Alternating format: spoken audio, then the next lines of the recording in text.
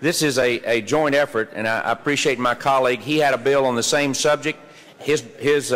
Actually, his language was better than the one I had.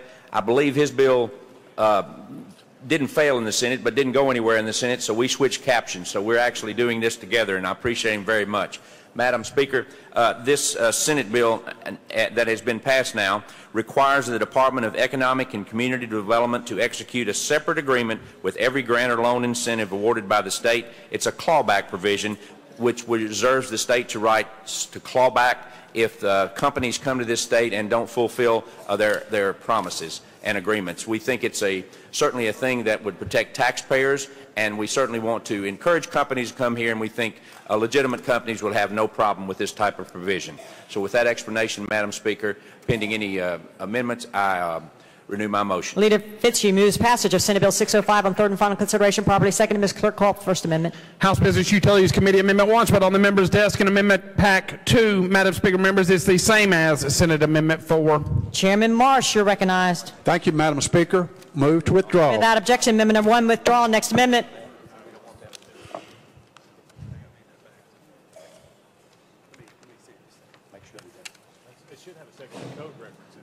Amendment number 2 by House Utilities Banking Committee Amendment. Madam Speaker, it's an Amendment Pack 2.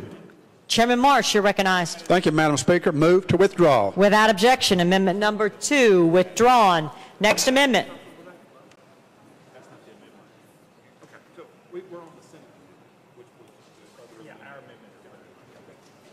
No further amendments, Madam Speaker. Leader Fitzhugh recognized. Thank you, Madam Speaker. Pending any questions, we renew our motion. Representative Fitzhugh renews his motion. Discussion on the bill. Representative McCormick.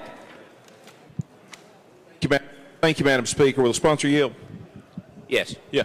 My question is this. Last year, we had a bill that went through from the administration through ECD, and I carried it, and I remember we had some strengthening of the clawback provisions. Does this strengthen it further and require a written contract? Is that what the difference is from what they're doing now? Yes, it does, and it has been their policy in that, but we felt like that it was important to put it in law, not only for future administrations, but for those that, you know, those companies that are coming, they could see that, and this requires a separate agreement. You're correct, sir. Thank you very much. Representative Parkinson.